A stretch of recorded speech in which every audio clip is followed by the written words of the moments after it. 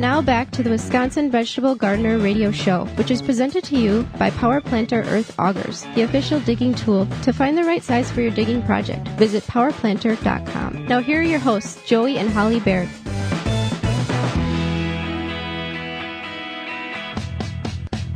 Welcome back to the Wisconsin Vegetable Gardener Radio Show. Your questions to the top of the hour. You got a question, you can get that question to us. A couple of ways. You can send us an email at gardentalkradio@gmail.com, gardentalkradio@gmail.com. You can jam your fingers in the phone and dial 1-800-927-SHOW. That's 1-800-927-SHOW. And that will connect you with us. If we can't get to you, leave a message. We will call you back with the answer to your question. Holly, we had a couple of canning questions come in this week. And the first one is it safe to reprocess in a hot water bath jars that did not seal? And if so, how is the correct way to go about doing such? Yep. So you can do this about within a day after of those jars not sealing.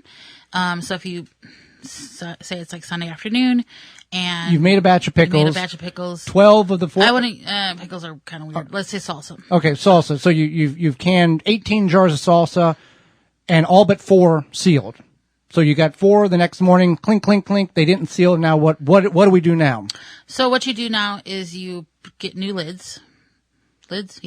That's the flat piece. You get new lids. Make sure you do wipe off the rims and whatnot. And then what you do is you put them in your canner, but you don't have the canner boiling. So you put them in the canner, you bring the water up to boil with the jars in there, and then you just time it like you normally. So water's in the canner at room temperature. The jars are room temperature. You've put a new flat piece in, new lid on that flat piece. We don't do that before you put it in them in there. Yeah. So then you turn the water on, and then everything is coming to temperature at the same time. Correct. When the boiling occurs, that's when the timer it starts in the normal procedure that you were doing the previous day. If it takes 15 minutes, when the boiling water starts to boil, that's when you start that 15-minute timer and do the normal procedure. Wait until that time is up based on the recipe, pull the jars out, and then you should then they should seal. Right. What is some of the reasons why a jar may not seal? What can be a contributing factor there? A lot of times it can be your rims are not rings. Your rims. The rims of the jar. Uh-huh. Is not clear or not dry or whatever. Could have a chip in it too. Could have a chip in it. Yep. That's basically the only reason. If you bought lids and you continue to have this issue, definitely call the manufacturer. Well, don't throw the box away because these boxes have numbers on them, right. Batch numbers, which this is very important because that's what the information they're going to require. What is the batch number on the lids? And they can trace it back. In regards to that, we had another question come in. How long are unused canning lids, the flat ones, good for? It's about 5 years. So there's I don't know if it's rubber or plastic or whatever. It's a gasket. It's a gasket deal. If you look at your lids, you'll see it's like, I don't know, orange, brownish. Just like anything else that's rubbery, plasticky, it's going to eventually lose its suppleness. So 5 years is the approximation.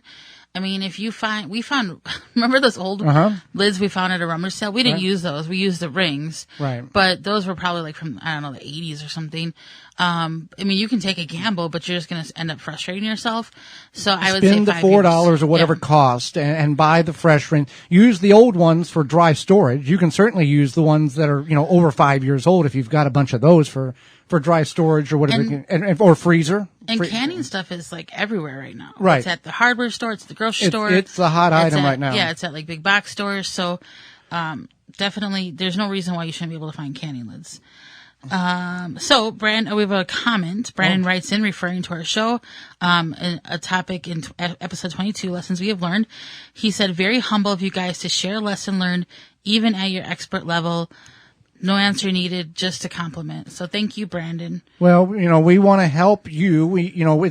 There's a lot of things that, you watch on TV and, there's never a mistake made because they've got 22 minutes and that's what they've got to do in order to get the TV show produced. And if it's the Brandon that is always following us. Brandon out of Philadelphia.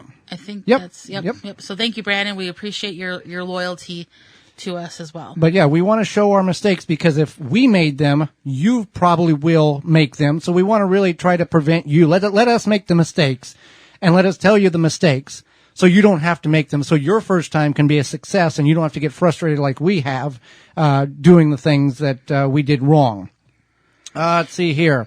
I've got a lot of tulips and daffodils, and they are all, and other spring sprouting plants in grass. If I was to go over my grass with a weed killer, would that kill my tulips and tulips and daffodils, that are under the ground? They've not come up. They're under the ground. Can I use a weed killer for that? Well, it may not kill the bulbs directly. However, if you use something that has glyphosate in it, which is Roundup, weed killer, then this chemical can stay in the soil. It's a persistent herbicide, so it can be picked up by the bulbs. It could cause them to be deformed. It could cause them to be killed. You could do a vinegar weed killer instead. Right. With a vinegar weed killer, it's not, the glyphosate weed killer, and there's a bunch of different brands out there. It's designed to absorb into the leaf and go right to the root and kill it from the root system. Vinegar weed killers, whether homemade or commercially bought, it burns the leaves of the plant. So you do a initial burn, which is called a top burn, and then you come back a few days later and you apply it again, and you reapply it, sometimes 2 or 3 times in order to kill the plant back. That doesn't mean it's killed the roots. It's just killed the top foliage of the plant.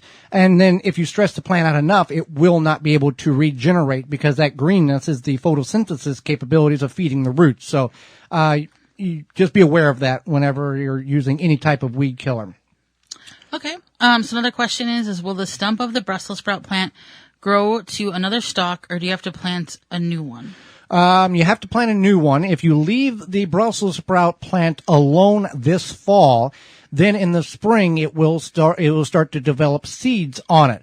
However, if you remove all the sprouts of the plant, the likelihood of that plant coming back, is still a probability because it may produce some seeds, but it's not going to produce the sprouts on it like it did this year, on what you harvested. So, just better to plant a new one in the spring. Flea beetle. What is a good way to deal with flea beetles? So flea beetles are more active in spring when the adults emerge and their feeding can damage plants, seedlings especially. So you can use neem oil and other horticultural oils. When you use neem oil, you want to look for the cold pressed neem oil.